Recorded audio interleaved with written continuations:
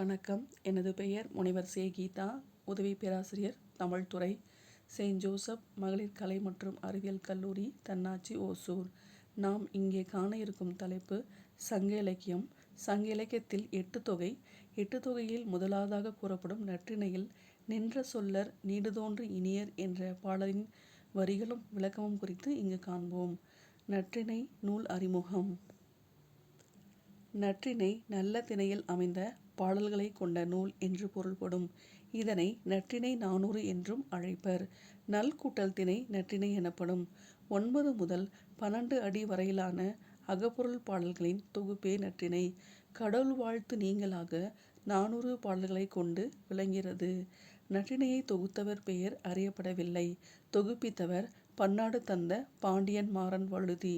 பாடிய புலவர்களின் தொகை 275.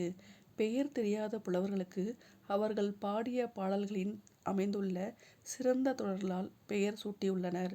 இந்நூல் குறிஞ்சி முதலான 5 அக ஒழுக்கங்களையும் கருவாக கொண்டது. இதில் 400 பாடல்கள் உள்ளன என்பது பொது கருத்து.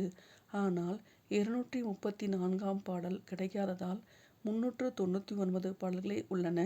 குறிஞ்சி 129, முல்லை 32, மருதம் 32, நெய்தல் 102, பாலை 104.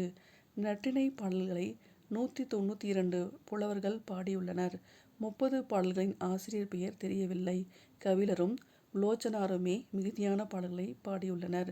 விழிக்கண் பேதையார், நம்பி சேர்க்கீரனார், தேய்புரி பழங்கயிற்றினார் என பாடல்களின் தொடரால் அழைக்கப்படும் புலவர்களும் உள்ளன. நூலின் சிறப்பு. நற்றிணை பாடல்கள் அகப்பொருள் பற்றியன ஆயினும் அவற்றுள் புறப்பொருள் செய்திகளும் பண்டை தமிழக வரலாற்று குறிப்புகளும் இடம்பெற்றுள்ளன. இந்நூலில் களவொழுக்கம், கற்பொழுக்கம் பற்றி கூறப்பட்டுள்ளது. களவு விதியின் வழியால் சந்தித்து காதலர் ஆனோர் தாய் தந்தையரும் உற்றார் உறவினரும் அறியாத வண்ணம் கள்ளத்தனமாக இன்பம் துய்த்து ஒழுகும் ஒழுக்கமே களவொழுக்கமாகும். கற்பொழுக்கம் ஒருவரும் அறியாத வகையில் இரவு குறியிலும் பகல் குறியிலும் சந்தித்து பழகிய தலைவனும் தலைவியும் ஊரும் உலகும் அறியுமாறு திருமணம் புரிந்து இல்லறத்தில் இனிதே ஈடுபடுவது கற்பொழுக்கமாகும். நின்ற சொல்லர் நீடுதோன்று இனியர். நற்றிணை. திணை குறிஞ்சி. பாடியவர் கபிலர். மலையும் மலை சார்ந்த இடமும் குறிஞ்சி ஆகும். ஊடலும் ஊடல் நிமித்தமும் இதன் உரிபொருள். துறை பிரிவு உணர்த்திய தோழிக்கு தலைவி சொல்லியது.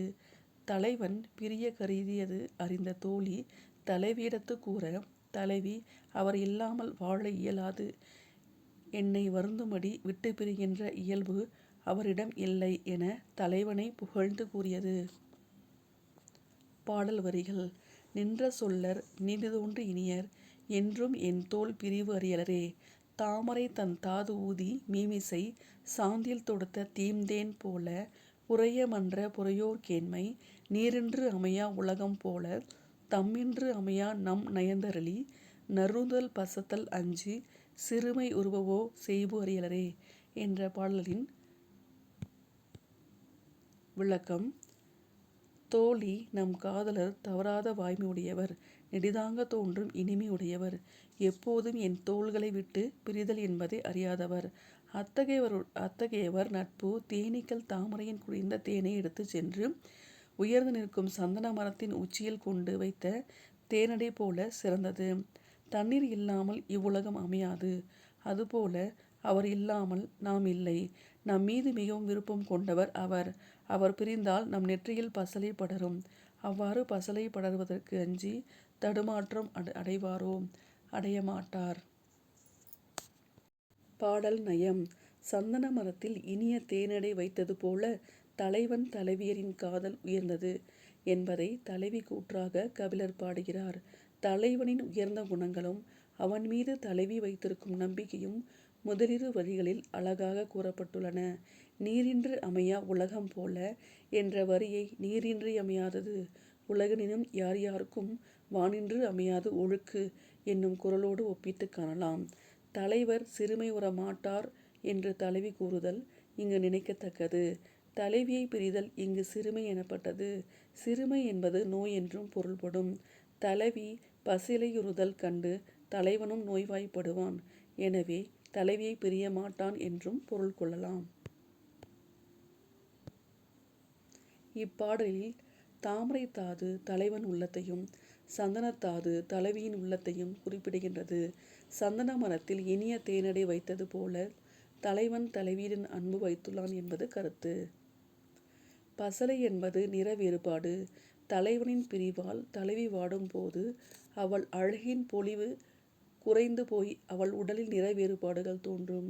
அதுவே பசலை நோய் என்று கூறப்படுகின்றது. தலைவன் சொல்லிய சொல்லிலிருந்து மாறுபடாதவர், இனிமையாக பழகும் தன்மையுடையவர். அவருடைய நட்பு நீரின்றி அமையா இந்த உலகம் போல, அவரில்லாமல் நான் வாழ மாட்டேன் என்று அவருக்கு தெரியும். எனவே அவர் நமக்கு துன்பம் செய்ய மாட்டார் என்று தலைவி நம்பிக்கையுடன் தோழியிடம் கூறுவது இங்கு குறிப்பிடத்தக்கது. நன்றி.